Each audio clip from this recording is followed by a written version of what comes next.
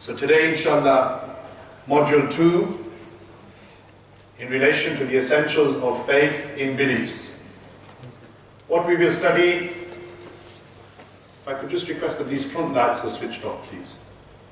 Here today, front lights, somebody can just switch these off. So those who are looking at the screen can look very clearly and without any difficulties. Barakallah fikum. So what we will study very quickly today, what is Tawhid in light of Quran and the importance of Tawhid. This is the first key discussion we will have today. And we will look at some key points from Aqidah Tahawiyya, a text that some of you will be familiar with. Sorry, I'm going to be moving around, so you're going to be a bit busy with the camera. That's better, Jazakallah. So that will take around 20 minutes to half an hour. The second key discussion will be in relation to Sifatullah, the attributes of Allah Almighty. And we will look at around 13, 14 key attributes of Allah. Well, to be more precise, 12. 12 key attributes of Allah Almighty. Okay? Then we will have the discussion, just before we come to this one, those attributes which cannot be associated to Allah. Yes? I don't think Mullah Mohsin is going to be happy with me on that one. So at the end, I'm sure he will reprimand me because he's already told me, Imam Sahib, take it easy. But unfortunately, with certain discussions, without naming and shaming, you can't have them discussions. So those attributes which cannot be associated and ascribed to Allah Almighty. Okay? That comes within this. Also today we will look at the discussion in relation to the rhetorical question, does Allah have hands? Certain individuals, a sect within the Muslim Ummah, have this literalist mindset, who will advocate the belief that Allah Almighty sits on the throne, Allah Almighty has hands like we have hands, Allah Almighty has a face like we have a face. Yani anthropomorphism. Anthropomorphism, big word. And in Arabic we call it tashbih or tajseem to Allah Tabarak wa Ta'ala. A qa'id which was introduced initially by Ibn Taymiyyah and then further developed by his followers until we come to modern day Salafi movement, so on and so forth. So that discussion we will have as well. Then the fourth discussion I was going to have today was understanding shirk. Like I said, I'm going to resist the urge from delving into that discussion, because I know the first three discussions will take at least an hour and a half, and I have 1 hour and 32 minutes. So the initial plan was half an hour on each subject, 2 hours, that's it, we're done. But Maulana Mohsin's darkhas be finished for 9, labbaik wa sa'daik. So we leave the last discussion, understanding shirk and the permissibility of saying Ya Rasulullah, we will leave that for another day. Though you have them discussions in your notes, and you can obviously read at your own leisure, go away and study, though self-studying is not a very good idea, but nevertheless. Discussion number 4, though there are 5 bullet points here, 4 and 5 are linked, we will leave that for another day. Is that okay? Oh, I know you're all disappointed. Huh? I am as well. I get it, absolutely get it. But we will have 3 key discussions. Half an hour each discussion, and we will hopefully be finished for 9 o'clock. Is everyone happy with that? We good, yeah? Okay.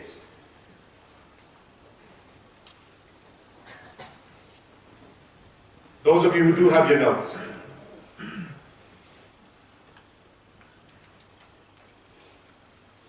we begin module 2, which, as you can hopefully understand from what we mentioned, is in relation to our aqaid and beliefs regarding Allah Almighty.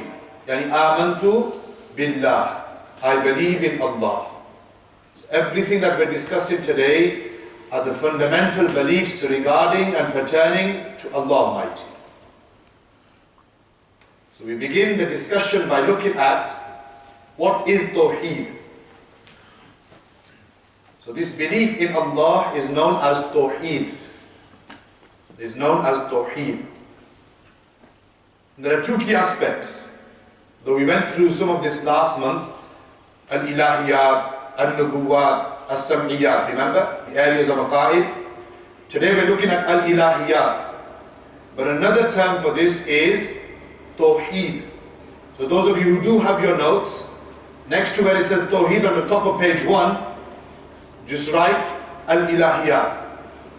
So that will trigger you or your memory that Al-Ilahiyat and Tawheed is essentially one thing. Yes? So Tawheed, and then we have what we refer to as Risala. So Tawheed is Al-Ilahiyat, and Risala is An-Nubuwat. So these are two different terms that we're introducing to you this month. So Tawheed and Risala. Tawheed is understood through La ilaha illallah, that there is no deity worthy of worship except Allah. This is the crux and the essence of Tawheed within the first kalima. Or if you look at the second kalima, Ashhadu an la ilaha illallah wahdahu la sharika lahu. Ye pehla hissa, pehla juz, ye hai Tawheed. ठीक है. And the Risalat is what? Muhammadur Rasulullah. That Muhammad sallallahu alaihi wasallam is the messenger of Allah. Is the messenger of Allah. Or wa ashhadu anna Muhammadan abduhu wa rasuluhu. Within the second kalima, kalima shahada, the second part is what we will refer to as Risala. Are you with me or are you confused? You okay with that? Okay. If you remember last month, I mentioned a principle. Principle was what? That a claim without any proof or evidence is not listened to. So within this, just a side point. La ilaha illallah. Yes. Maybe you won't be able to see the board. So La ilaha illallah. This is what? Tawheed. And this is also our da'wah. This is our claim. La ilaha illallah is our claim. La ilaha illallah is our claim. That there is no deity worthy of worship except Allah. And every da'wah needs a evidence. Good. I'll take the English word. Every da'wah needs a daleel. Every da'wah needs a bolo tasi. Daleel. Every claim needs a proof, needs evidence. So the daleel to the da'wah la ilaha illallah is Muhammadur Rasulullah. Huh?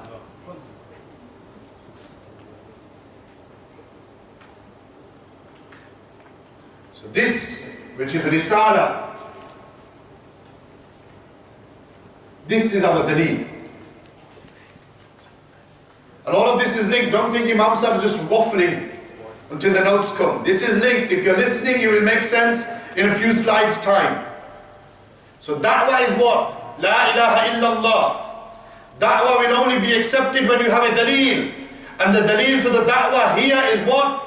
Muhammadur Rasulullah sallallahu alaihi wasallam. Are we understanding? So if you have this claim that there is no deity worthy of worship except Allah, then the daleel to that da'wah, that claim is Muhammadur Rasulullah sallallahu alaihi wasallam. Jazakallah. Do we understand? So this is taking something that we studied last month and putting it into some sort of understanding this month. Ad-da'wa bila dalilin ghayru masmu'in. That was the qaida, the principle I mentioned last month. Do you remember? A claim without any proof or evidence is not listened to. My claim was what last month?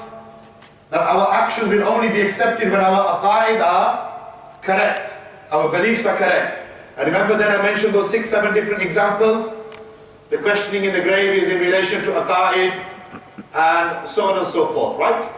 So here, our discussion begins by looking at what is Tawheed. Okay, what is Tawheed? We begin the discussion. Oh, I'm going backwards. I'm going forwards. Sorry. There we go. What is Tawheed? Lughatan, literally, the word Tawheed stems from the word one. In Arabic, it could be Wahid, and one of the names of Allah Almighty is Al-Wahidu. Yes. Or it could be from the word Ahad. Like in the Quran we say, قُلْ هُوَ اللَّهُ أَحَدٌ. Yes, this is the literal meaning of the word Tawheed. Or it could come from the word Waheed. But understand that the word Tawheed refers to that thing which is declared or known as being one. To declare and know something to be one. This is what we refer to literally as the word Tawheed. Okay. Technically, it means to rid the divine essence of all that is conceived by the intellect and delusional imaginations and fancies of the mind. Very technical. So to remove all intellect, imaginations, fancies of the mind from what we think Allah Almighty is. Because remember, our mind cannot comprehend Allah. You cannot touch Allah. You cannot taste Allah. You cannot smell Allah. You cannot hear Allah. Khawasi khamsa, or hawasi khamsa, the 5 senses. Allah Almighty is beyond that 5 senses. And Allah Almighty is beyond our uqul, our intellect. So Tawheed in reality is what? That thing which is beyond our intellect. And not associating something which we can imagine or something we can grasp or think of and attributing that to Allah Almighty. Tawheed is something which is pure. Allah's wahdaniyyat, His rububiyyat, His uluhiyyat is something which is pure. Something which is uncontaminated. Okay.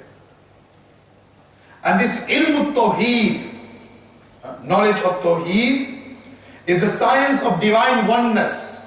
Those of you who have your notes, 2nd paragraph, page 1. Ilm al-Tawheed is the science of divine oneness and is one of the most important and noblest of sciences. Not only does it define one's understanding of the Creator, His messengers and His communication with the creation, but also enables us to gain insight into the reality and purpose of this world and into the matters of the hereafter. So Tawheed is the root of all knowledge. If you were to write something next to this 2nd paragraph, write that Tawheed is the root, and the root knowledge, to all knowledge. It is the ilm from the ulum zahiriyya, which is aslul ilm. When your understanding of Tawheed is correct, then every other understanding that you have will fall into place. But if your understanding of Tawheed is corrupt, is misunderstood, then every understanding in relation to the other fundamentals of beliefs will also be misunderstood as well. So ilm al-Tawheed is the bunyad. Knowledge in relation to the divine oneness of Allah Almighty is the foundation, is the root of all knowledge. The root of all knowledge. Okay? Its importance we will discuss in further detail in a short while. There's a quote here of Sheikh Ahmad ibn Zayn al-Dahlan, who was the Mufti of Makkah al-Mukarramah and Madinah al-Munawwara, and from amongst the Asatiza of Sayyidi Ala Hazrat. If you don't know, write it next to the name. Sheikh Ahmad ibn Zayn al-Dahlan know who our scholars are. The Mufti of Makkah al-Mukarramah and Madinah al-Munawwarah at the same time. Mufti Haramain. Or from amongst the Asatiza, the teachers of Ala Hazrat Imam Adil Shahzad. Yehi Ala Hazrat? They have a saying, just to put this into perspective. And those of you who have your notes in the box. That a person's first obligation is to know Allah Almighty. To have ma'rifat ilahi. This is why the verse says what? وَمَا خَلَقْتُ الْجِنَّ وَالْإِنسَ إِلَّا لِيَعْبُدُونَ. And under this verse, Abdullah ibn Abbas write what? That وَمَا خَلَقْتُ الْجِنَّ وَالْإِنسَ إِلَّا لِيَعْبُدُونَ. Actually here it's إِلَّا لِيَعْرِفُونَ. عَرَفَ يَعْرِفُونَ. To have pehchan, to have irfan, to have recognition of Allah. This is the purpose of life. Yes. This is the first obligation. And knowledge of Him is only attained through knowledge of His attributes. If you want to get close to Allah, if you want knowledge in relation to the wahdaniyyat al-rububiyyat of Allah Almighty, then they say that study the sifat of Allah. Study the attributes of Allah. Study the asma of Allah, the 99 beautiful names of Allah. Through this you will have ma'rifat ilahi. If you want to know who Allah is, what Allah is, observe the creation of the Creator. One of the greatest ways, and this is the answer that Imam Malik gave to somebody. Somebody came to Imam Malik and said, prove to us that Allah exists. Imam Malik, jante ho na? Passed away in the year 179 AH. We introduced you to who Imam Malik was last month, one of the 4 Imams of fiqh.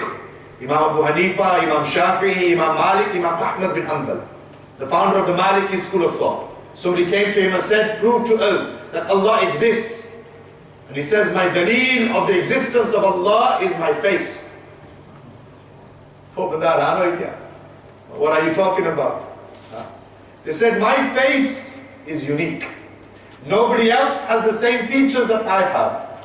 My eyes are my eyes, my ears are my ears, my nose is my nose. And you will not find a second person on the face of this earth who will have similar features to my features. This in itself is a daleel that Allah Almighty exists. That there is a creator out there who is qadir mutlaq, who is all powerful, such that no two human beings are the same.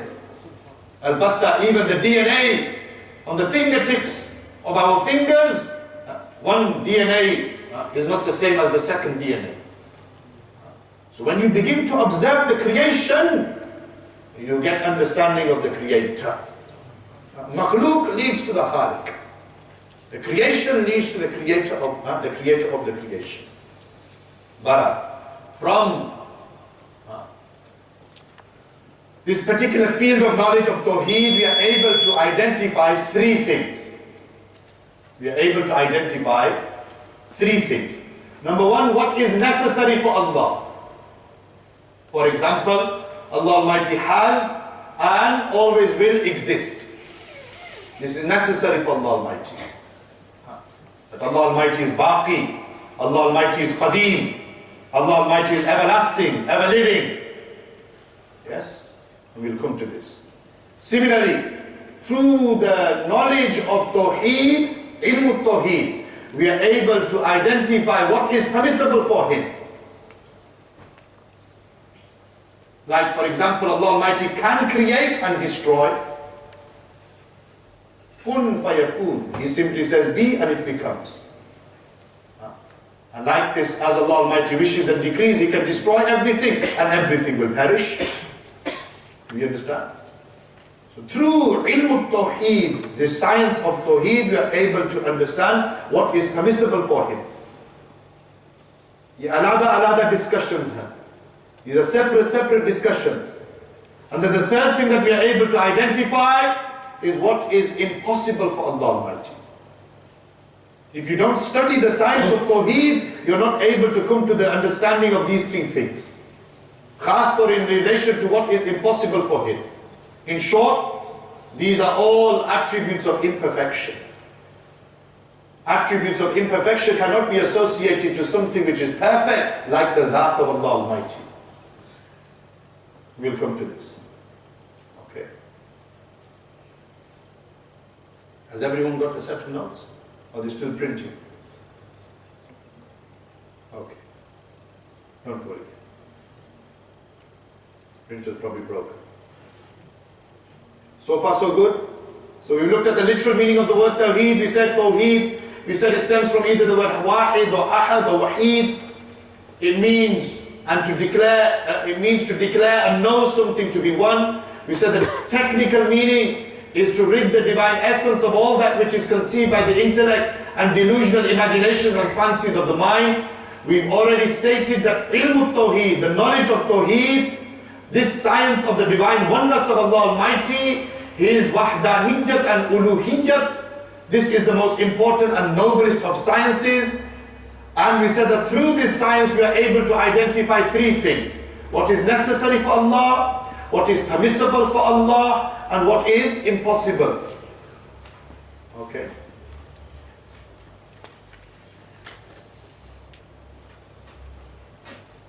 Very quickly, the importance of Tawheed.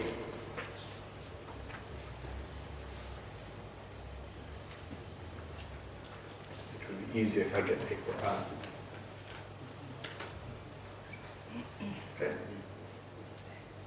This is expanding upon the point that we've just mentioned.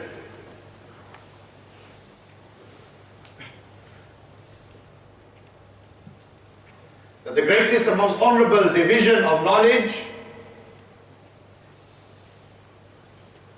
is the knowledge of Tawheed.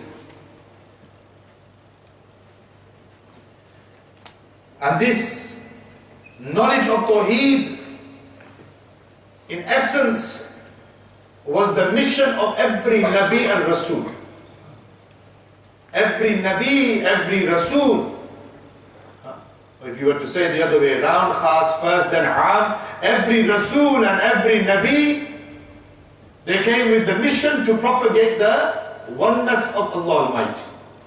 To take people away from shirk and associating partners with Allah, and to call them towards the oneness of Allah. So through this we can understand its importance as well.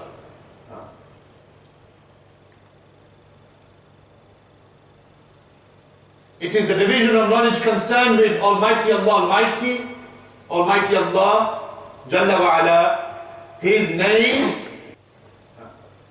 His names in Arabic we refer to as Asma'ullah. Asma, A-S-M-A, for those of you writing. Asma'ullah. The Asma, the 99 beautiful names of Allah. Like this, His essence, the word in Arabic for essence is That. That. So you have Asma, you have That, and then as we mentioned, His attributes, His sifat. So we have Asma, I don't know if you can see the red, Asma, and then we have That, and then we have Sifat. And this line on the A is where you stretch. In transliteration, that's how it's written. Okay? So if you're clued on, you will know that through ilm al-Tawheed, we get these three, the understanding of these three things. Asma, or That, or Sifat. Okay? So when we say ilm al-Tawheed, it refers to these three things. His names, His essence, and His attributes.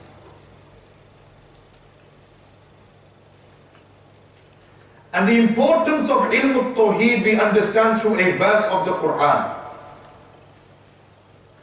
Allah Almighty says in the 47th chapter of the Quran, Surah Muhammad,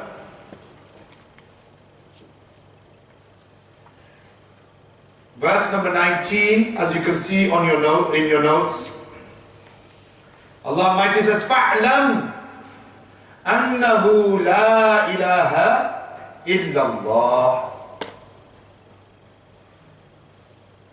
Okay. As you can see with the explanation at the bottom, this verse clearly entails a clear command from Allah Almighty.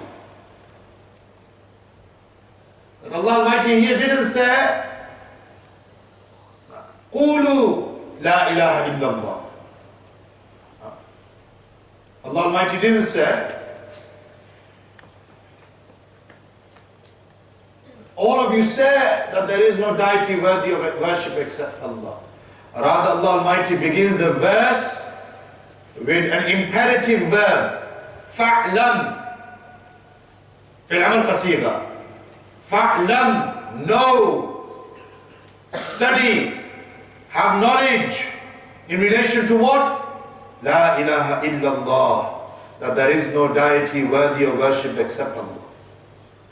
Have knowledge in relation to Tawhid. So this verse highlights the importance of seeking knowledge in relation to Tawhid. And the importance of ilm al-Tawhid. Okay. Therefore the condition is what? The requirement is that we seek knowledge. We seek knowledge.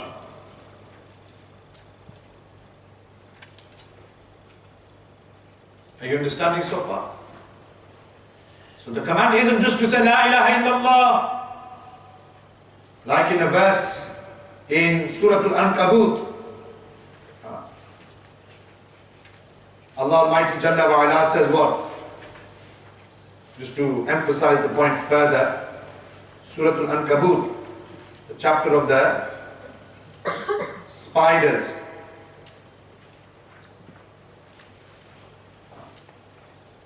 Second verse, Allah Almighty says, أَحَسِبَ النَّاسُ أَن يُتْرَكُوا أَن يَقُولُوا آمَنَّا وَهُمْ لَا يُفْتَنُونَ. Now does man think that he will be left alone simply because he says we believe and he will not be tried or tested? No, it's not as simple as that. It's not as simple as just saying La ilaha illallah. Rather, we are duty bound.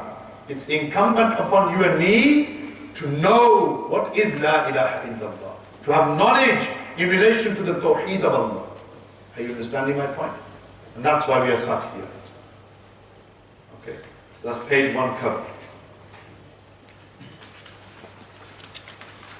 When it comes to the Tawheed of Allah Almighty, His oneness, His rububiyyah, His uluhiyyah, the greatest understanding we have of this is through the Quran itself. ذَلِكَ الْكِتَابُ لَا رَيْبَ فِيهِ. That book in which there is no doubt. And there is no doubt that the Quran, every verse of it is an illuminating light whose every ray is a fountain spring of Tawheed. Yes, I came up with that sentence myself. Hard to believe, huh? Very analytical, but hopefully makes the point. Maqsad kya hai kehne na?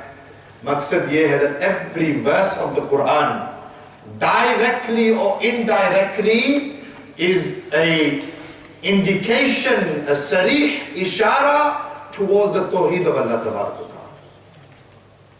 Whether the verse is directly linked to Tawheed or indirectly linked. Where Allah Almighty is talking about the stories of the prophets, even them stories, Qasasul Anbiya, even them stories of the prophets is referring to Tawheed. When Allah talks about Jannat and Jahannam in the Quran, even referring to Jannat and Jahannam is indirectly referring to the Tawheed of Allah Almighty. Why? Because as I've said, the essence and the core and the foundation and the nucleus of everything is the Tawheed of Allah Ta'ala, the oneness of Allah. You understand? So therefore the whole Quran is Sarapa Tawheed. Yeah? The whole Quran is Sarapa Tawheed.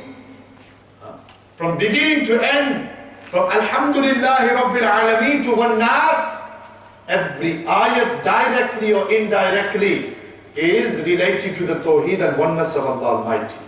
But obviously, there is one verse, but I'll take that back. One surah from amongst the chapters and surahs of the Quran, one single ray from the many rays of the Quran, which is Suratul Ikhlas. Suratul Ikhlas encompasses the Tawheed of Allah Almighty. So when we say the Quran and Tawhid, look no further than Surah Al-Ikhlas, chapter 112 of the Quran. There are many names for Surah Al-Ikhlas. One name for Surah Al-Ikhlas the ulama mentioned, Huzur Ziyal Ummat in the Tafsir Ziyal Quran, and Utub Tafasir. They mention another name for Surah Al-Ikhlas is Surah Al-Tawhid. Surah meaning chapter. The chapter of Tawhid. Surah Al-Najat, the chapter of salvation. Surah Al-Nur, the chapter of light. And like this, many other names. Okay. So we're going to break this surah down, 4 verses in total. Revealed in Makkah al-Mukarramah as a direct reply to the itarazat and objections of the mushrikeen in Makkah, khas tor, and aam tor as a lesson and a sabak for the ummah of Rasulullah. And what is Tawheed? First verse we know, قُلْ هُوَ اللَّهُ أَحَدٌ. Say, O beloved, that He is Allah who is one. Okay. The first verse explains the oneness and uniqueness of Allah Almighty, yani His wahdaniyyah.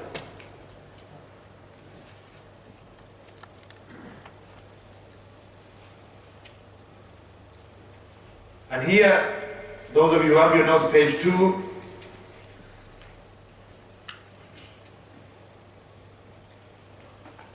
Here it's mentioned that the key to understanding Surah Al-Ikhlas is understanding it through the Prophet alayhi salatu wassalam. Kya maqsad? Kya matlab? Meaning that if you really want to understand Tawheed, you will only understand it first by understanding what is Risal. That was the lead, coming back to that point. Why? Because the whole surah begins with Qul. Oh beloved, you said. Oh beloved, you said. Huwallahu ahad. That Allah is one. That Allah is one. Okay. So the oneness of Allah Almighty can only truly be understood when viewed through the Prophet alayhi salatu wassalam. Here the ulama mention that the previous Anbiya and Mursaleen, messengers and prophets, they only heard that Allah is one. Both Aham Nuqta, Adam alayhi salam, Nuh alayhi salam, Ibrahim alayhi salam, Ishaq alayhi salam, Ismail alayhi salam, Yusuf alayhi salam, his father Yaqub alayhi salam, Dawood alayhi salam, Sulaiman alayhi salam, Zakaria alayhi salam, Jalil Qadr Anbiya, Musa alayhi salam, Harun alayhi salam, Isa alayhi salam. None of them saw Allah Almighty. Albatta Musa requested to see Allah. And Allah Almighty said what? Lan tarani. Or Musa, you shall not see me. Ye gal hai na, Quran mein hai na. All of them only heard that Allah is one. Through who? Through Jibreel alayhi salam. And based upon hearing, they gave the message to the people that Allah is one. But our Rajpal Nabi and Kareem Rasool, Jane Jana, he not only heard that Allah is one, with his physical eyes, he also saw that Allah is one. Ma dhaghal basaru wa ma tagha. When he saw that Allah is one on the night of Mi'raj, Kamal ki baat ye nahi si that Allah Almighty called Nabi Sallallahu Alaihi Wasallam to his bargah. Kamal ki baat ye hai that Allah Almighty sent Rasulullah back to the people.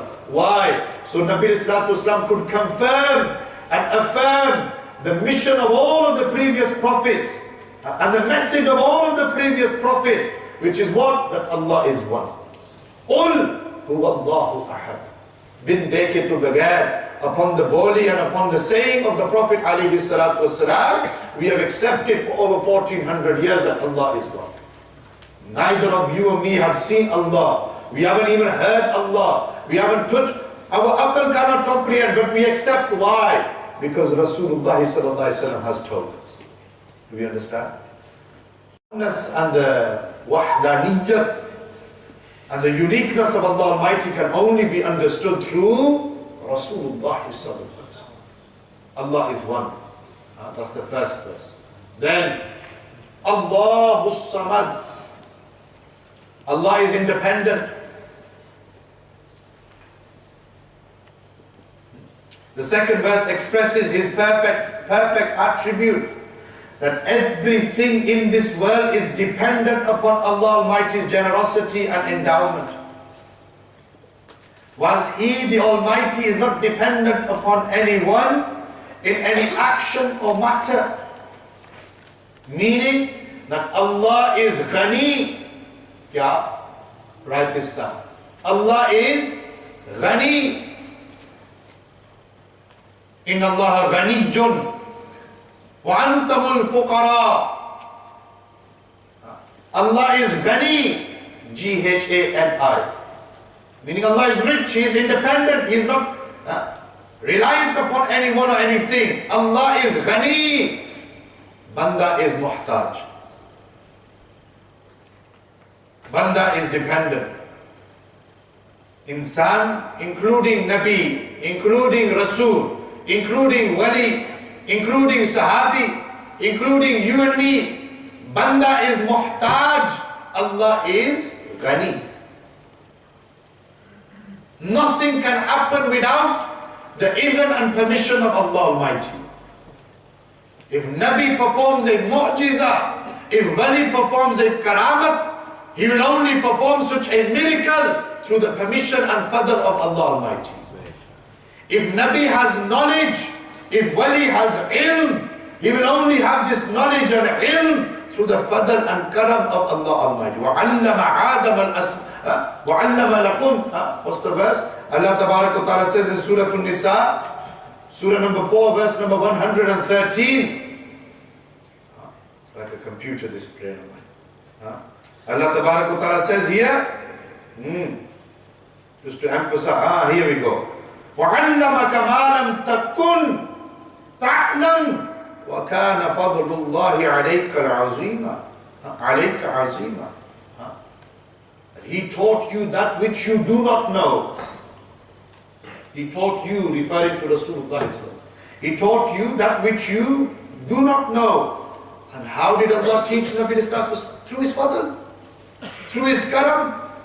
We do not claim that Allah Almighty, rephrase, we do not claim that Nabi Islam had this knowledge through his own doing, or he was born with this knowledge of the unseen, ilmul ghaib. Rather, Aqidah Ahli Sunnati wal Jama'at is what? That Allah Almighty granted this knowledge of the unseen to the Prophet ﷺ. How much He granted, how much He gave, that is in the ikhtiyar and control of Allah. Because the one who is giving has no limits. The one who is giving has no boundaries. The one who is giving has no ibtida, has no intiha. So how much he wants to give is his ikhtiyar, his choice, his will. Who are you and me to dispute with this? Do we understand? So understand and appreciate that Allah is samad. Allah is independent. Allah is ghani. Banda is muhtaj. Banda is dependent. Banda is in need. Insan is in need. And insan cannot do anything without the idhn of Allah Almighty, without the permission of Allah, without His fadl. You and me can't even breathe in the air that we breathe without the permission of Allah. Ganna karne hai ji, I'll do this to you, I'll do that to you. Who are you? Allah Almighty is all powerful, and we are reliant and dependent only on Allah.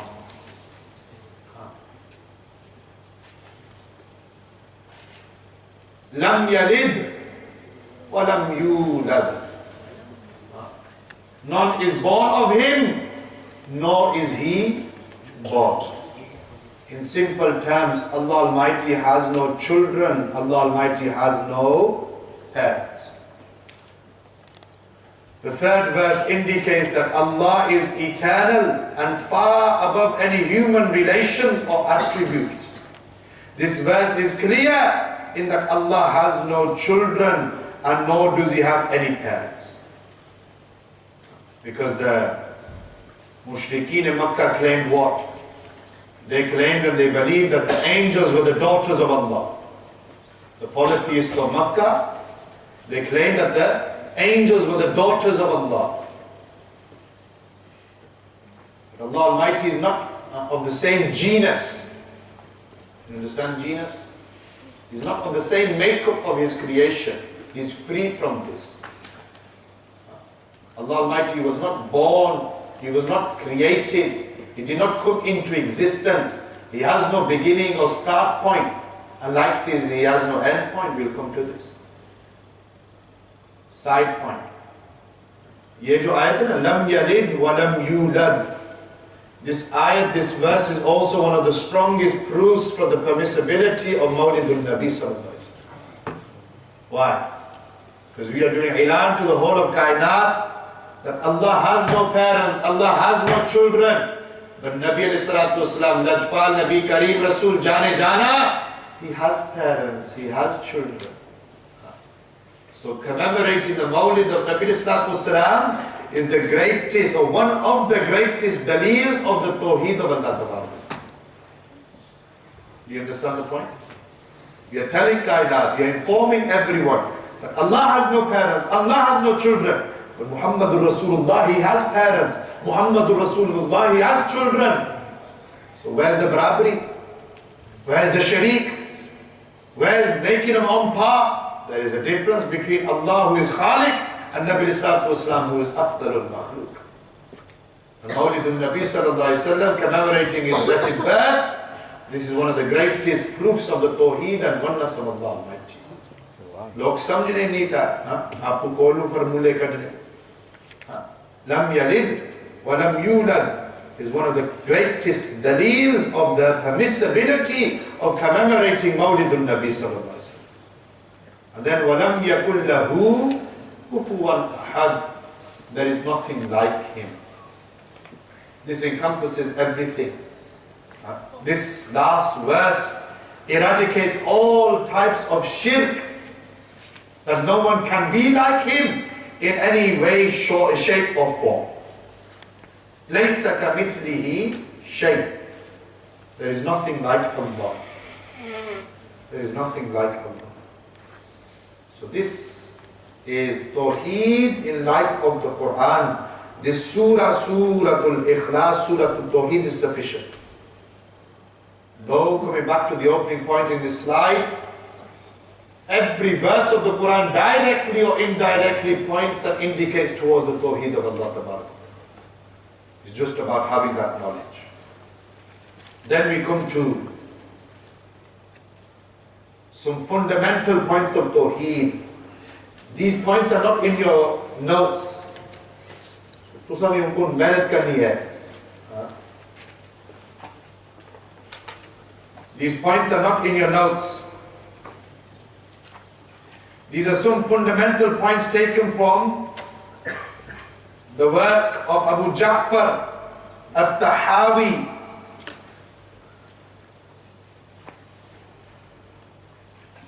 who I introduced you to last month, one of the Imams of Aqidah, Imam al-Tahawi.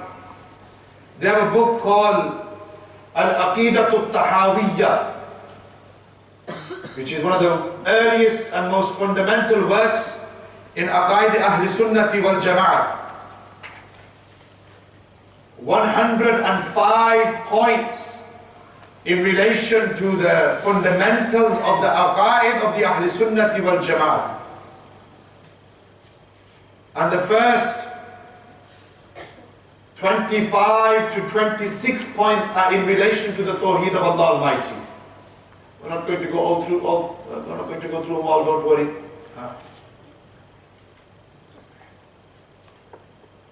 Just some key points. So where am I taking these points from? Aqidah Tahawiyya, by way of reference. نقول في توحيد الله تعالى معتقدين بتوفيق الله تعالى إن الله تعالى واحد لا شريك له. The first key point is that Allah Almighty is one and He has no partners. I shall write here next to this point that Allah Almighty is one, no doubt. But we don't mean one in terms of a number. This is a key point to understand. We don't mean one in terms of a number. Rather, when we say one, we mean that Allah Almighty has no thani, He has no second, He has no peer. So He has no sharik. Because the number one can be divided. Yes? Or can be increased. So when we say that Allah is one, we don't mean one in terms of number. That's why Imam Tahawi mentioned both of these points together. Inna Allah ta'ala wahidun la sharika lahu. That Allah is one, meaning that Allah has no partners. And this first point was Rad of Aqidah Mushrikeen in Makkah. They believed in Allah Almighty. The polytheists of Makkah, Mushrikeen in Makkah, the people who Nabi Sallallahu Alaihi Wasallam was initially sent to, they believed in the oneness of Allah. But they would do sharik with Allah. They would worship idols, Lat, Uzza, Manat. And they would worship animals, and they would do these type of things where they would do sharik with Allah Almighty. Somebody about that. So Tawhid, the fundamental point, opening point of Tawhid is what? That Allah is one, He has no partners. Allah is one, He has no partners. ठीक है?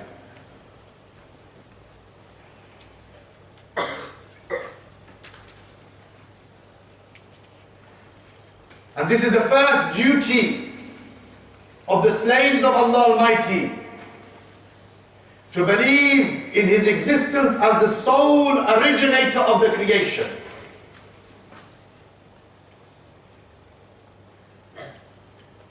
And how do we come to this realization and conviction? As I mentioned earlier, we come to this realization and this understanding by reflecting and pondering upon the of Allah Ta'ala. And coming to the conclusion that everything temporary being, yani mumkinul wujud, necessarily requires a being whose existence is absolute in its existence. Yani wajibul wujud. Something which is mumkinul wujud is reliant upon something which is wajibul wujud. This comes under all of this first point. Okay. Then they mentioned the second key point. The second key point in Aqidah, in relation to Tawheed of Allah Almighty, وَلَا شَيْءَ مِثْلُهُ, that there is nothing like Him. There is nothing like Allah Ta'ala.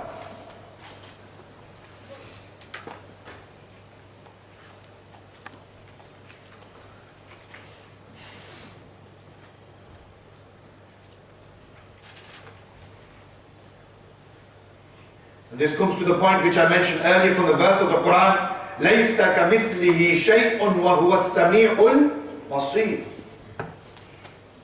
which is from Surah Al-Shu'ara, Surah number 26, verse number 11. Write these references down.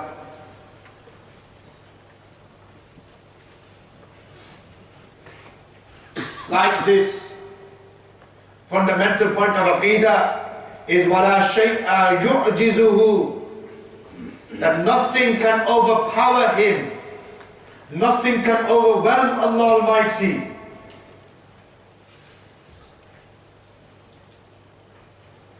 That Allah Almighty possesses absolute control over His creation.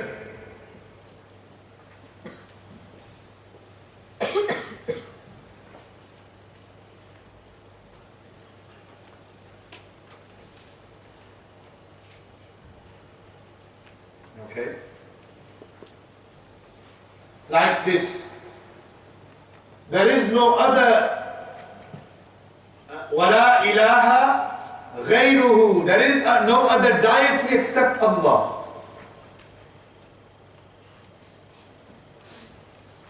There is no other deity except Allah. لَوْ كَانَ فِيهِمَا آلِهَةٌ إِلَّا اللَّهُ لَفَسَدَتَا. That had there been in the heavens and the earth deities other than Allah, then indeed the entire system of the heavens and the earth would have gone into disarray. Just as there cannot be two owners of one business, just as there can't be two chairmen of one committee. And take the example recently of the coalition between the Tory government and the Lib Dems. Causes corruption, causes fasad, causes disarray. Not possible. In the same way, bila tashbih wa tamthil, yet aqli istimithal sina. Allah Tabarak wa Ta'ala has no thani, He has no second. Like this. Allah Almighty is qadimun bila ibtida'in, da'imun bila intiha'in. Allah Almighty, He is eternal without a beginning, and we'll come to this in a short while. And He is everlasting without an end. This is from amongst the fundamental points of Aqidah, Khas Taur Tawhid. And Allah Ta'ala mentions this in the Quran, Surah Al-Hadid, verse number 3. Huwa al-awwalu wal-akhiru wal-zahiru wal-batinu. And how Allah Almighty is baqi, and sifat baqa is attributed to Allah. We'll come to this. इसी तरीके से Allah Almighty will never perish, nor will He come to an end. لا يفنى ولا يبيد.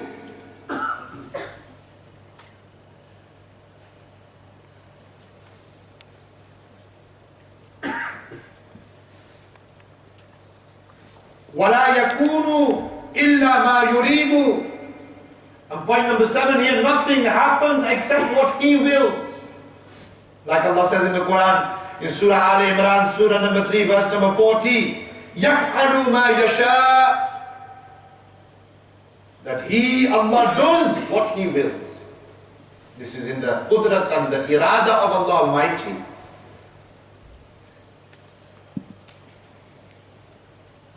إِنَّ اللَّهَ يَحْكُمُ مَا يُرِيدُ.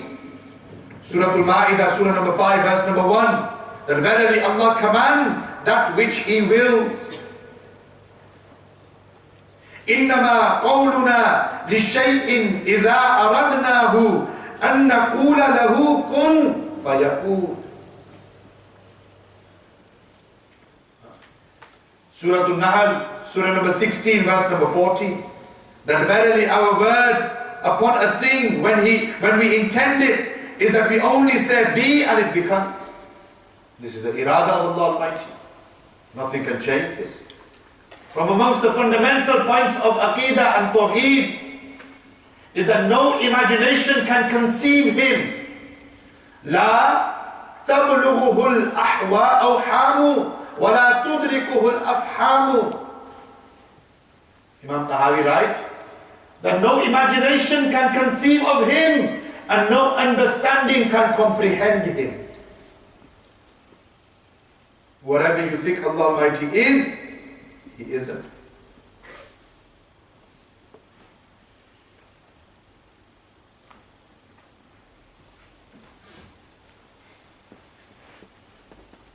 And if someone thinks of Allah Almighty in a certain way, then this is only from the waswasa, the whispers of the shaitan.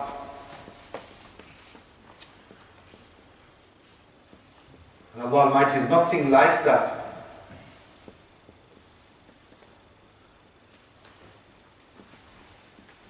Okay? Like this, Imam Tahawi writes, Allah Almighty, وَلَا يَشْبَهُ الْأَنَامَ. He is different from His creation. He is different from any created being. Allah Almighty is not made from nur like the angels. Allah Almighty is not made from smokeless fire like the jinn. Allah Almighty is not made from clay like the humans. Allah Almighty is not like any haywan, any animal. Allah Almighty is not like any nabatat, any plant. He's not like His creation. Allah Almighty is far beyond this.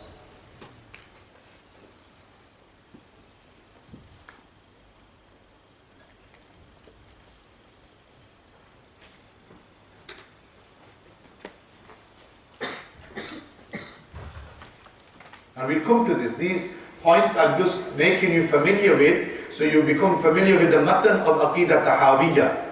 Usul Barakat ke liye. But all of these points I've mentioned in my notes anyway in one shape, form or fashion. Okay.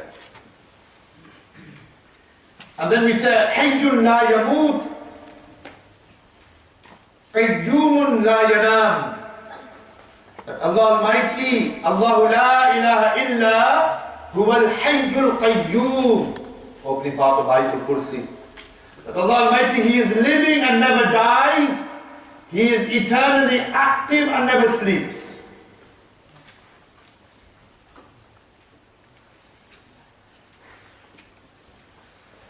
These are the first 10 points from Aqidah Tahawiyya in relation to the Tawhid of Allah Tabarak wa Ta'ala.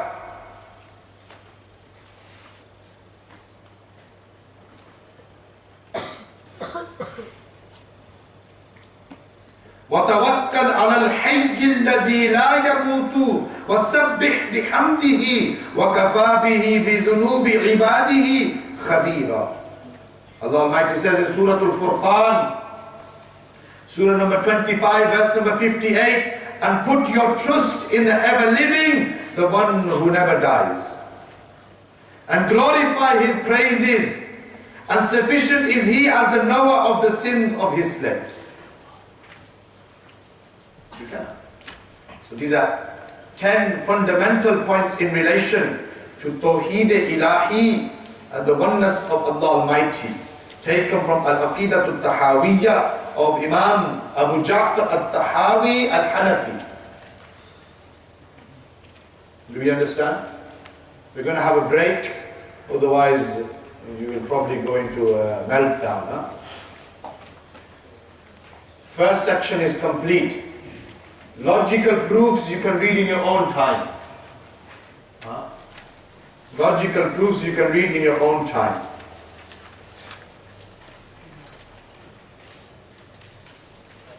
Straight after the break we'll come to Sifatullah. That will take us to around 1:45, and then the last 15 minutes or so with the aim to finish for 9 o'clock. We will look at those attributes which you cannot associate to Allah Almighty, and then we will look at does Allah Almighty have hands? Question mark. So help yourself to the refreshments. Don't run off. And then inshallah we will reconvene in 5 minutes.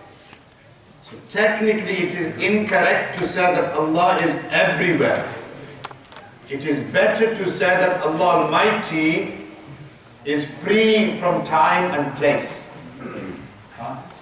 This will save a person from making error and having any form of misunderstanding. Because when you say Allah is everywhere, somebody might turn around and say, okay, you're claiming that Allah is in the toilet, or Allah is in some sort of impure place. So the correct understanding is what? That we say that Allah Almighty is free from time and place. Okay. Allah Almighty cannot be confined, cannot be restricted to a particular place or time. That's why on the night of Mi'raj, when Nabi Sallallahu Alaihi Wasallam entered into the court of Allah Almighty, we call that place La Zaman, La Makan. Yeah. La Zaman, La Makan. That place in which there is no time, there is no place. And how that mushahada, that ziyarah, that vision took place is between Allah Almighty and His Rasul alayhi salam. Okay, that's something I thought I will clarify. We're going to begin by looking at the attributes of Allah Almighty.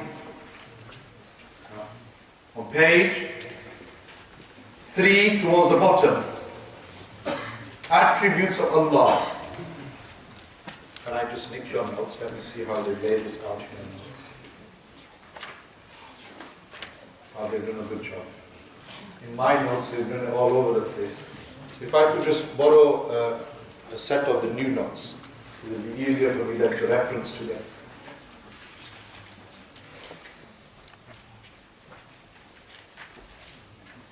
Okay. Bottom of page 3. Attributes. One attribute is sifat. Attributes, plural, is sifat. Sifat, sifat, swab, yes? Not seen. Sifat Allah, the attributes of Allah. And there are many different types. The scholars have divided them into different types. You have, as you can see in your footnotes, Sifat-e nafsiyya, the self-signifying attributes of Allah.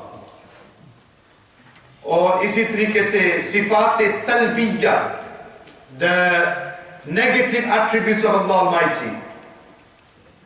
इसी तरीके से you have those sifat which are Sifat-e ma'ani, the qualitative attributes of Allah Almighty. And like this you have Sifat-e ma'nawiyya, which is in relation to those sifat, those attributes of Allah Almighty Jalla wa'ala, which,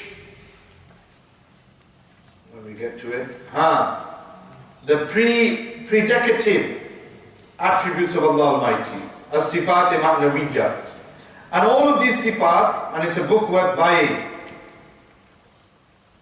are covered in the essential Islamic creed of Sheikh Ahmad ibn Zaini al-Dahlan.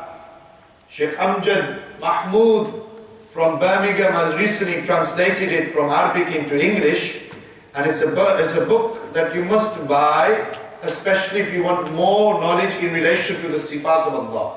What we're giving you is some tajalliyat.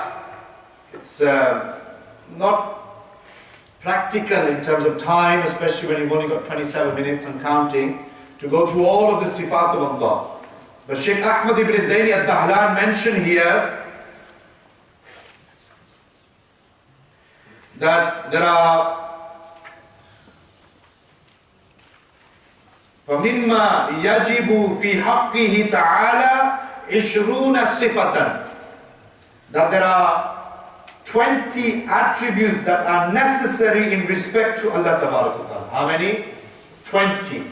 And we've covered in your notes here 13 of them 20. Okay? So for the rest of that information in relation to the sifat of Allah Almighty, refer to this book. A lot of the understanding in your notes has been taken from this book in an abbreviated version. Very quickly. So the first sifat of Allah Almighty that we look at is Al-Qidam. Al-Qidamu. When you do waqf, Al-Qidam.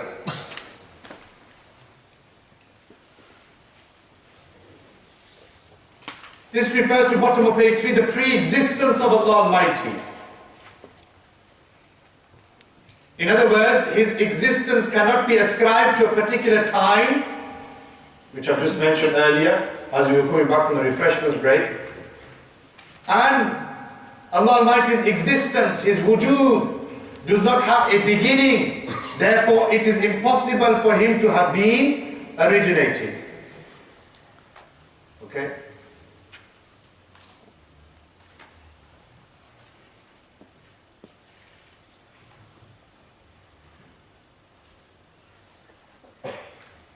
So, al-qidamu wa ma'nahu la awwala li wujudihi wa yastahilu alayhi al-qudusu.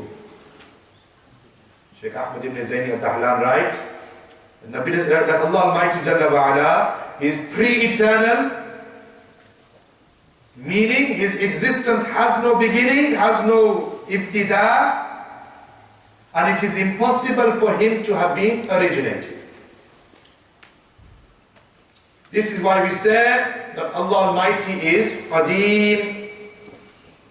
Allah is, Allah is Qadeem.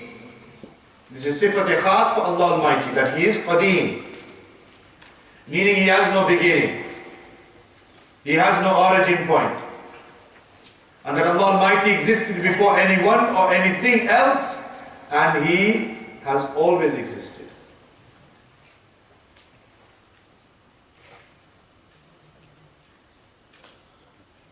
This is understood by the verse that we referred to earlier from Surah Al-Hadid, Surah number 57, verse number 3, Huwa al-awwalu wal-akhiru.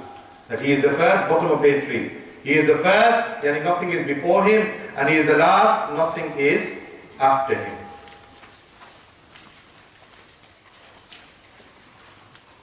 Top of page 4. Hence, there is a difference between our existence and everything in the universe and the existence of Allah Almighty. The Arabic word for existence is wujud. So our existence is mumkinul wujud, is temporary, whereas Allah Almighty's existence is wajibul wujud, it is permanent. If you to understand it in this way. And Allah Almighty, as we mentioned in His existence, is qadeem, but banda is hadith. Banda is hadith. As for our existence, it is hadith, meaning it is dependent on a creator, on a time. We have a beginning point. So Allah Almighty is qadeem, and everlasting. No beginning. But banda is hadith. Yani has a start point. Okay? So Allah Almighty is qadeem, banda is hadith. Including Nabi, including Rasul, including Wali.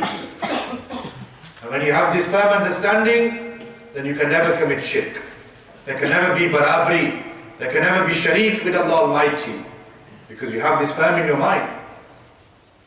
Okay? Like this, sifat thani, second attribute that we will discuss very briefly is al-baqa, motikaf. Al-baqa, yes? That Allah Almighty is ever living. Allah Almighty is ever living. In other words, He is not subject to death or decay. When we say that Allah Almighty is baqi, it means that He will never have an end, nor will He perish. Like Allah Almighty says in the Quran, كُلُّ مَنْ عَلَيْهَا فَانٍ وَيَبْقَى وَجْهُ رَبِّكَ ذُو الْجَلَالِ وَالْإِكْرَامِ فَبِأَيِّ آلَاءِ رَبِّكُمَا Surah Al-Rahman, Surah number 55, verses 26 and 27, referenced in your notes. That whoever is upon it, yani the earth will perish. The angel Israfil will blow the trumpet, everything on the earth, including that angel, will perish. The only thing that will remain is the majesty of Allah Almighty.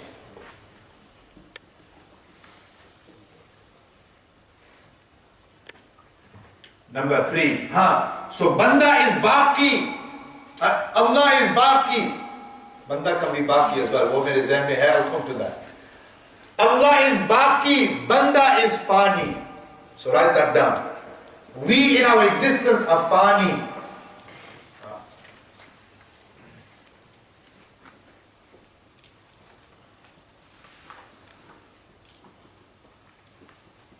But Allah is Baqi.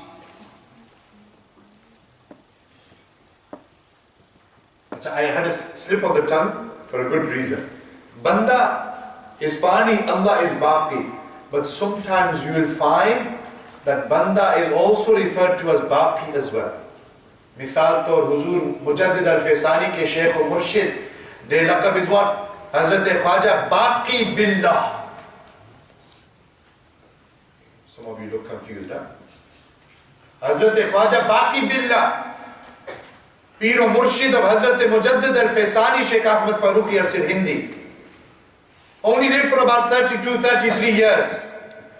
But both Paye Murshid or both Paye is tariqe se Buzurg o Wali, Silsila Naqshband, his name Baqi Billah. So here, sometimes Sifat-e Ilahi is given to Makhluk. Another example of this, Data Ganj Baksh. Look, only Allah is Data. Data ka mana, the one who bestows, the one who gives. Data Ganj Baksh, buried in Lahore. The first to come into Hindustan and Sayyid Ali bin Uthman al-Hujweri, Shenshai Lahore.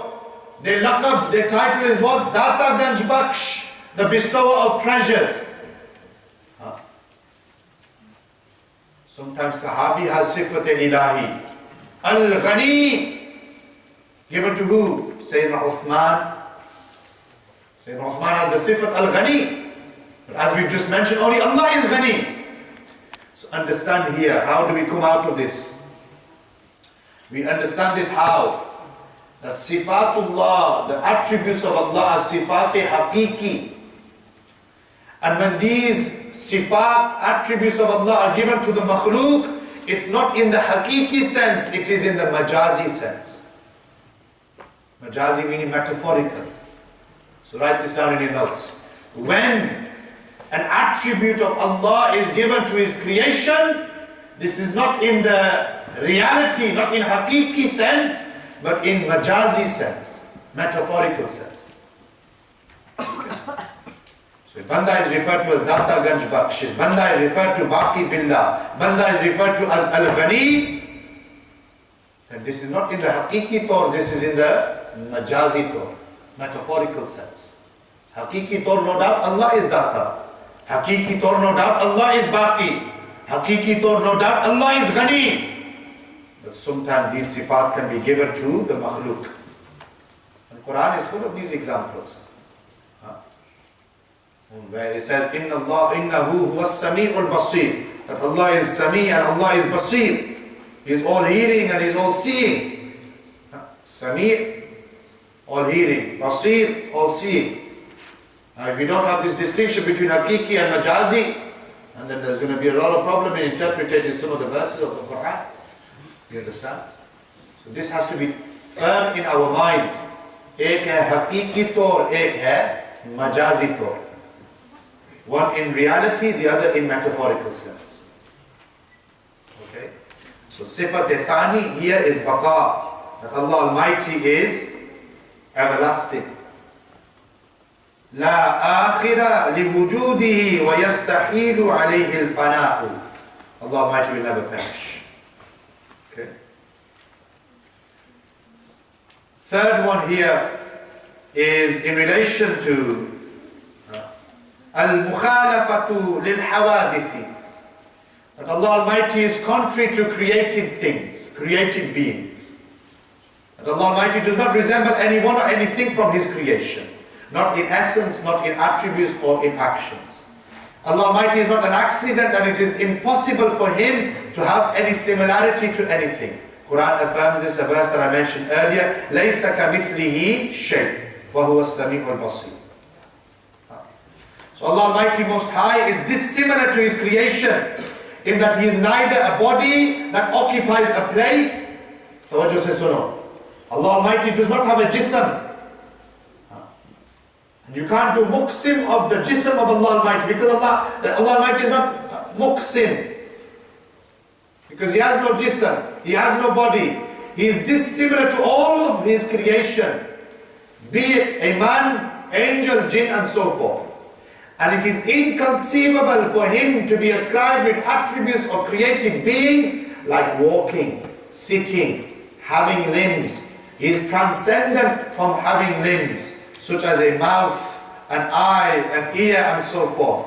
Therefore, anything that occurs in the mind, such as him being tall, short, fat, bright, dark, then realize that Allah is absolutely dissimilar to it.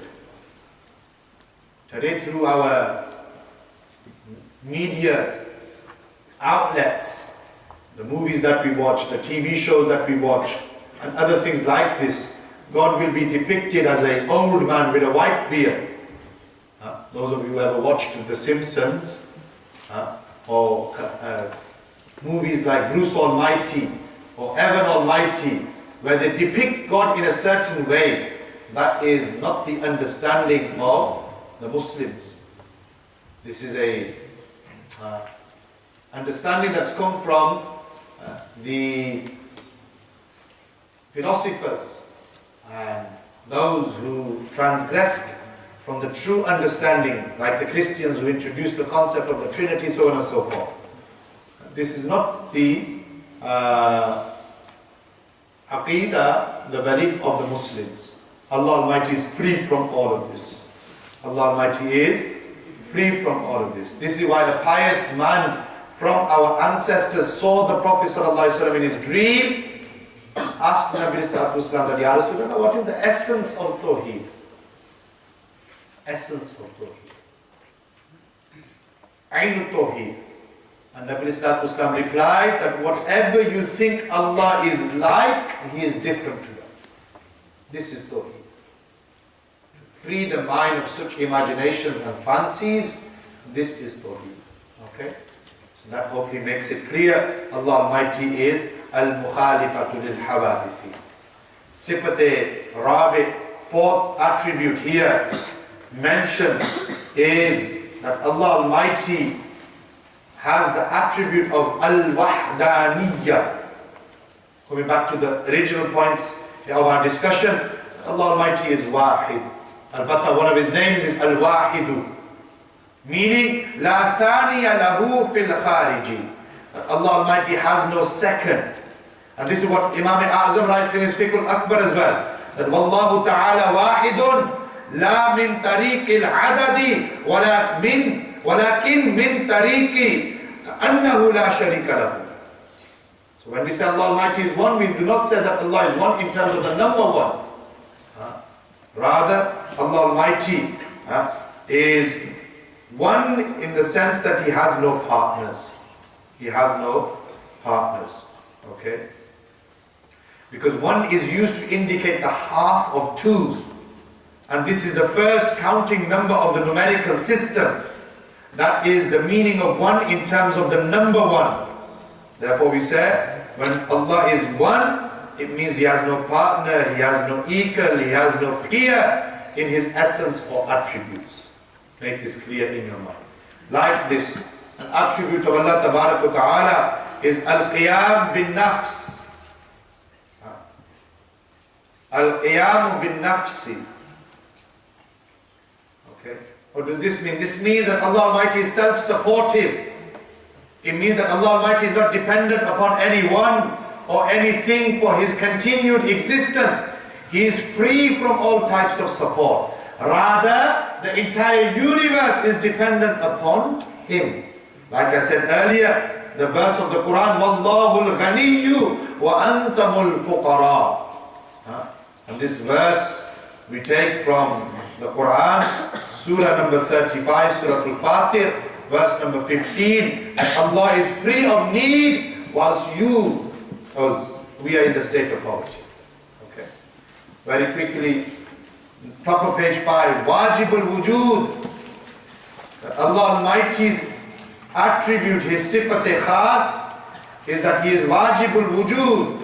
And this is from As-Sifat Nafsiyya. Allah's wujud is Wajibul Wujud. Meaning that everything in this world that we see did not exist at one point in time. For example, the sun at one point in time did not exist. There must have been a force or a creator which brought the sun into existence.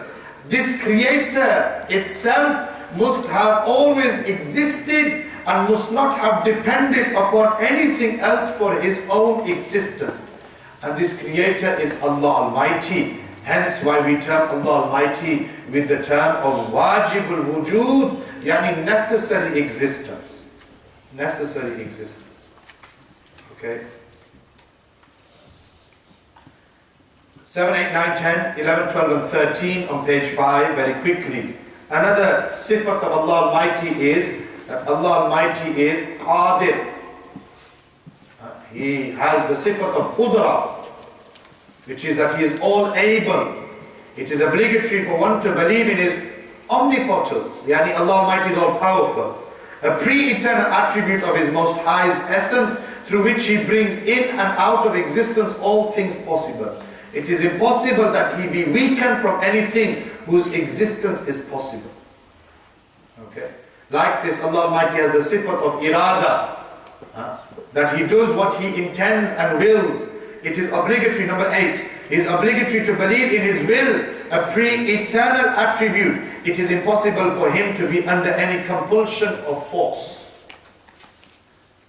Like this, Allah Almighty has the attribute of ilm, that He is the all-knowledgeable, the all-knowing, al-khabir.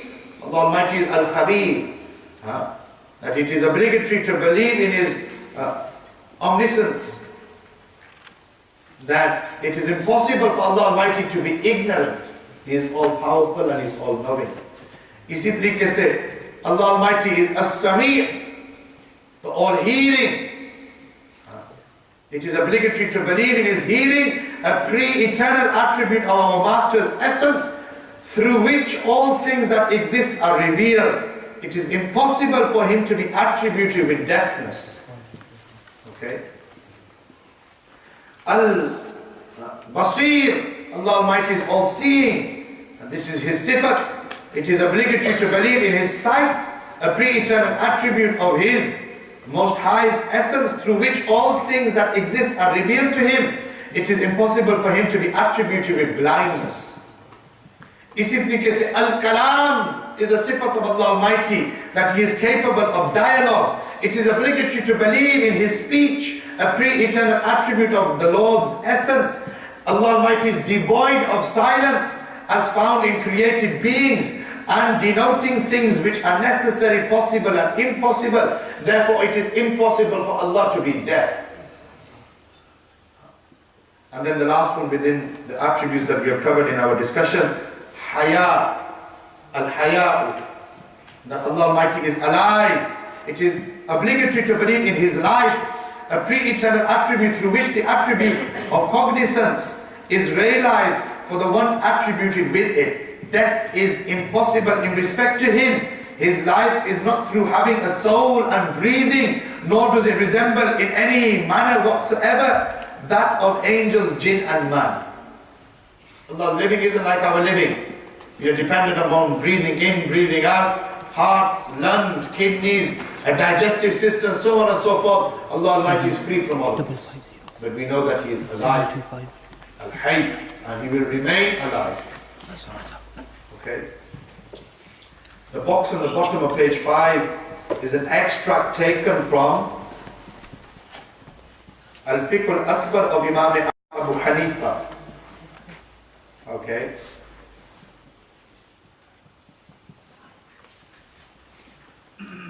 I'll let you read, take that in, and then we'll move on. Imam Azam, what they mention in one of the earlier works of Aqaid, is exactly what we've just been through in the last 10-15 minutes after the refreshments break. So read that box and then we'll move on.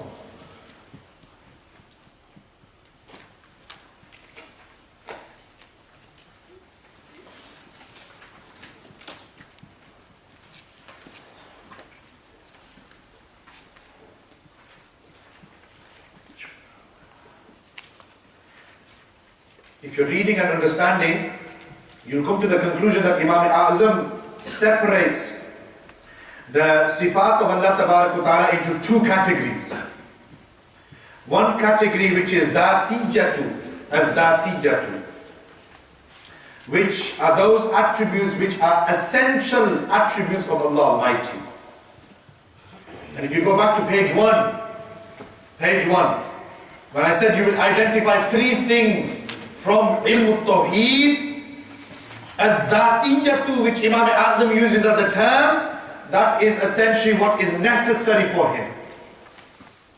So next to where it says what is necessary for him on page 1, number 1, write al-Dhatiyatu, essential attributes. Okay? And what those essential attributes are, Imam Azam has highlighted and clarified for you and me.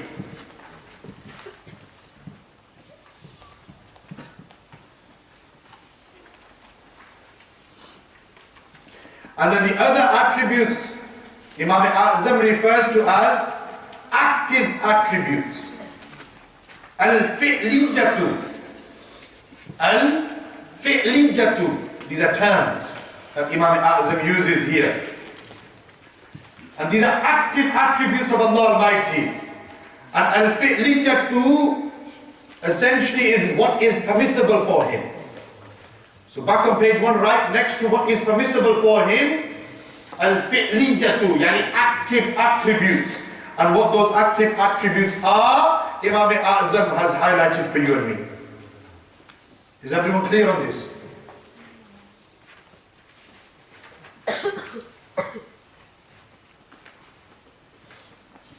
Very quickly, I have 3 minutes left.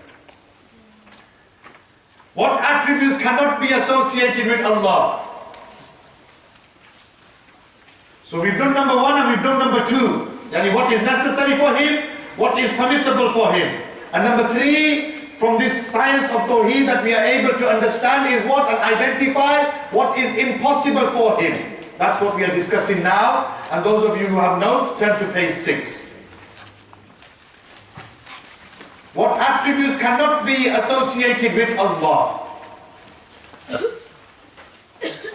Essentially, the opposite of any of the aforementioned attributes are impossible for Allah. So where we say that Allah Almighty is Baqi, the opposite of that is Fani. Fana cannot be attributed to Allah. Where we say Allah is Qadeem, opposite that of is Hadis, yani Huduth cannot be attributed and associated with Allah. Are you understanding?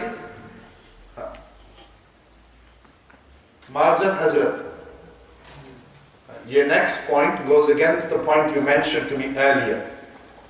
Mazrat beforehand. I can't change the notes now. But I will say this. My objective of teaching isn't to criticize anyone or point fingers at certain sects or to do tanqeed of somebody else or they like this and they like that. But what they have said and what they have written, they are facts and figures which we cannot change.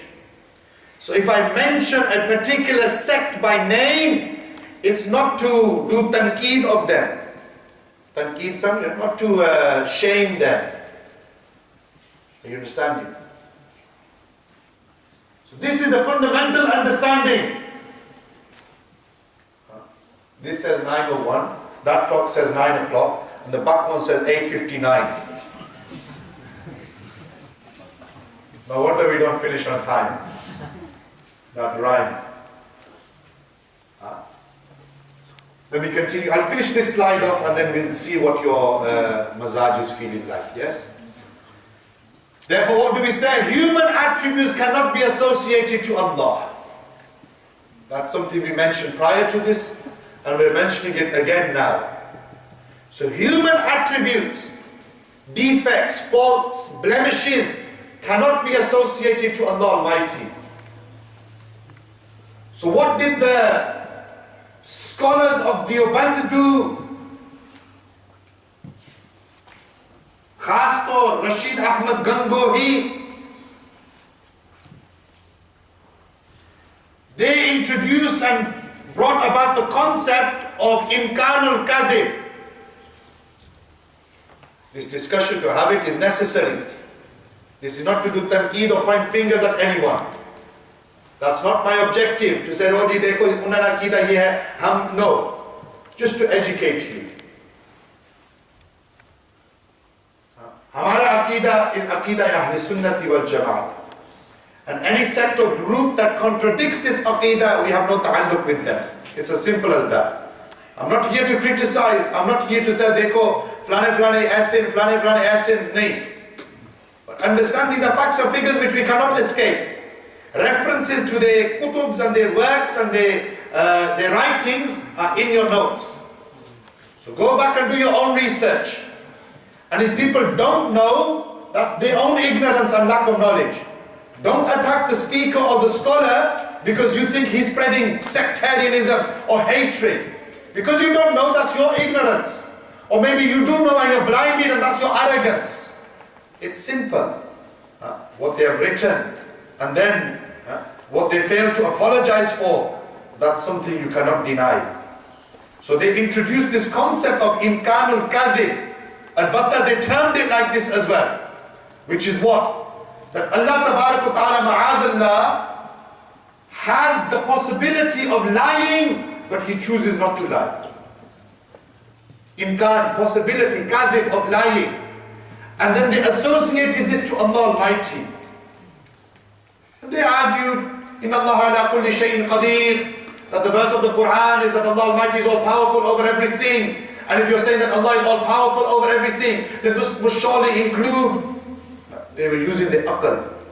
They said that this must surely include that Allah Almighty also has the ability to lie, but He chooses not to lie.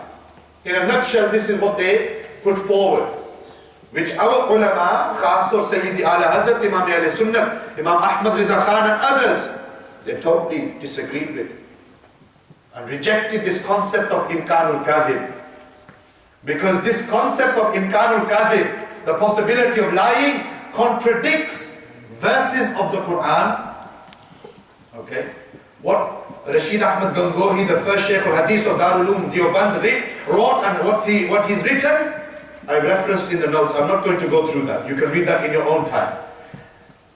Jawabat to the itraz, very quickly in a nutshell. Why is it not possible for you and me to accept such a principle or concept? What they've written, what they've said, I'm not going to go down that route. It's referenced, by all means, it's not something that they deny or nor have they apologized for. But it's something which contradicts the verses of the Quran. Such a concept contradicts the verses of the Quran. Like, for example, Allah Almighty says in Surah Al Imran, Surah number 3, verse number 9, Allah Ta'ala says that Inna Allah la yukhliful mi'ad. That translation, surely Allah never fails in His promise. Allah made a promise. And when you and me make a promise to one another, if you break that promise, often that promise is breaking that promise is based upon a lie. You promise somebody, don't worry brother, I promise I'll do this for you. I'll give you 10,000 pounds. You don't have that 10,000 pounds. You've lied in reality. Bila tashbih wa tamthil. Such a lie and such a break of promise cannot be attributed to Allah Ta'ala.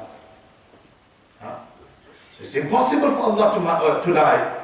इसी तरीके से, who is more truer, you see in your notes, who is more truer in statement than Allah Ta'ala? And this is Surah An-Nisa, Surah number 4, verse number 87, where Allah Ta'ala says in the Quran, in relation to who is more truthful than Allah Almighty, Allah Almighty Jalla wa Ala says, وَمَنْ أَصْدَقُ مِنَ اللَّهِ حَدِيثًا. And ulama mawjood and present, Asdaqu is ism tafdeel ka sigha.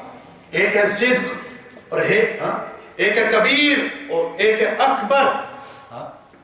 Ek hai kabir aur ustu next darja akbar. Allahu akbar. Ek hai sidq, dusra hai the next darja asdaqu. Who is more truthful in his statement than Allah Almighty? Like this, one of the names of Allah Almighty is Al-Haqqu. And we've just mentioned, anything opposite to the sifat or the name of Allah Almighty cannot be ascribed to Allah. The opposite of Al-Haqqu is what? Al-Kadhibu. The opposite of being truthful is being a liar. So, Al-Kadhibu cannot be associated and ascribed to Allah Ta'ala. And the essence and reality is what?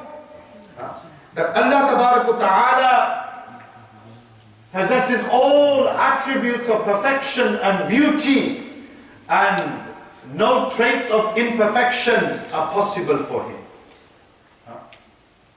We lie, we cheat, we steal. Such faults and blemishes cannot be ascribed to Allah Ta'ala. Ma'adillah, if we say that Allah can lie but He chooses not to lie, in the same way, and that's a human fault, just for argument's sake and discussion purposes, we commit zina, now are we going to attribute that to Allah Ta'ala? You see the danger of opening such a door? This is why the concluding remark is what? Bottom of page 6. That knowing that Allah Almighty is able to do all things is a totally separate issue from the debate as to whether He can lie, as it has been suggested. And such a comment, attributing the possibility of Allah Almighty lying, such a comment is blasphemous to the utmost degree and a blatant ascription of defect to Allah Ta'ala. You wouldn't even debate the argument, or you wouldn't even have the discussion, you wouldn't even debate the fact whether an ordinary person is a liar or not. If I went up to Muhammad, if I went up to Muhammad and said, Muhammad, you're a liar. I say, Imam, so that's a bit harsh, isn't it? You've only known me for a couple of weeks and already you're calling me a liar. You'll be offended. And if Banda cannot call another Banda a liar, then how for a moment can we even fathom to call the Creator a liar? Not possible.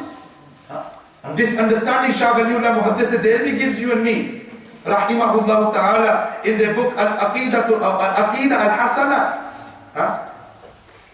But then within this, if the debate just for a moment is allowed to flourish, and these are my closing remarks, that if the debate for a moment is allowed to flourish, then it can lead to an avalanche of discussions which will subsequently undermine our position as Muslims.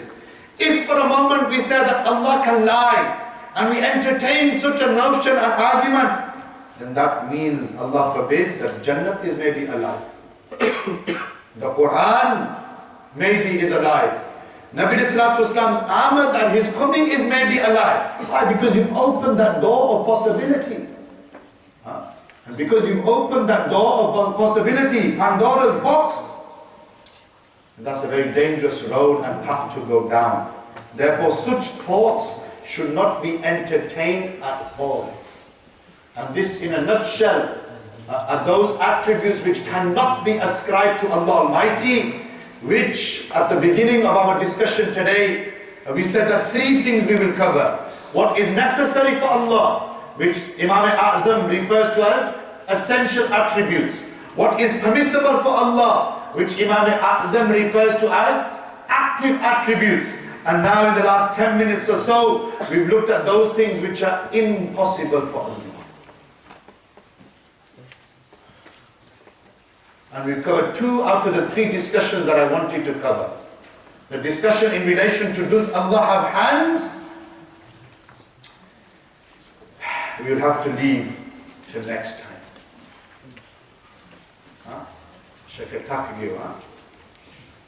Stretching away. So, page 6 was doing rather one particular sect. Page 7, 8, and 9 was going to do rather of another sect. But I think we've done enough sects over today. I think we will call it a day. So what we will, with Ijazat, decide is next month, rather than moving on to our beliefs, but we will cover our beliefs in the angels and the kutub. Because it's what? Amantu billahi wa malaikatihi wa kutubihi. That I can cover inshallah within half an hour. So next month what I want you to do, assuming you are still going to be coming, is bring these notes with you. So we'll dedicate the first hour and 15 minutes to finishing off the discussions. Yani, does Allah have hands? And understanding shirk and the permissibility of saying Ya Rasulullah sallallahu alaihi wasallam. And then we'll do the second article of Aqidah and the third article of Aqidah, yani Iman, belief in the angels and the scriptures. We'll do that next month as well. So what I want you to do, we'll cover as well. Then in March, inshallah, we will be looking at our belief in the messengers and the prophets, which will be module 4. Full module dedicated to our beliefs in the messengers and the prophets. Module 5 will be in relation to our belief in the last day. The minor signs, major signs of the last hour, what will happen on the last day, how long the last day, the day of judgment will be, Shafa'at-e-Kubra, and so on and so forth. Jannat and Jahannam will be in that as well. And then module 6 will be in relation to life after death. And I know we have the discussion on taqdeer as well. That's only half an hour, it's not a lengthy discussion. We'll squeeze that in somewhere as well. Any questions?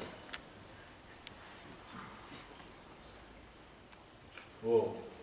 Either you are content with what I said, which is the first, or you're too shy to ask any questions. No questions?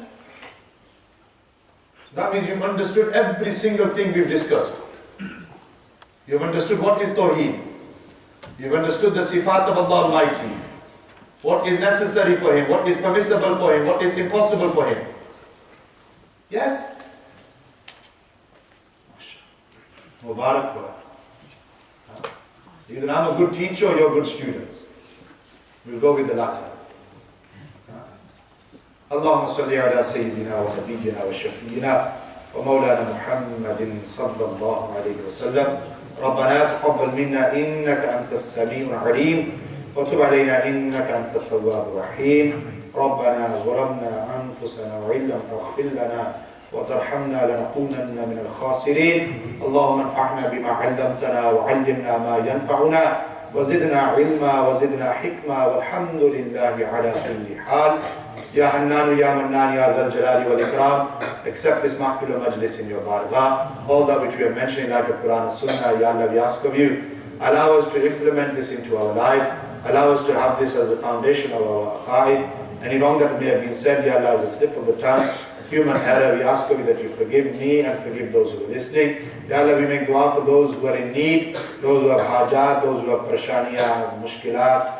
Ya Allah, we make dua that you remove the difficulties and hardships for them. Those who are bamar, Ya Allah, give them shifa kamila ajila. Khas taur, Ya Allah, mere walid sahab who's not well, I make dua that give him shifa kamila ajila. All our walidain, give them long and healthy lives.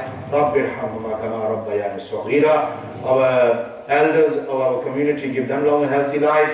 Khas taur, Ya Allah, make dua for Maulana Muhsin Sahab and his team and the Intizamiya, their son Muhammad, all those who have put effort into making this class a success. 45 sisters who came and over 90 brothers who have turned up. Ya Allah, we make dua that give them ajr or jaza for this and reward them for each and every person who has come with good intentions. And Ya Allah, give them the sila, the badla of their good intentions in this dunya and in the akhirah as well. Make our maut in the halat of iman in Madinatul Munawwara. Allahumma aj'al mautna fi baladi Rasulika sallallahu alayhi wa sallam. Allow us to have the true understanding of the Tawhid of Allah Almighty. And allow us to continue to attend such gathering, which in essence are the gatherings of Jannatul Firdaus. Sami'na wa ata'na ghufranaka rabbana wa ilayka al-masir. Wa sallallahu ta'ala ala habibihi Muhammadin wa alihi wa ashabihi ajma'in.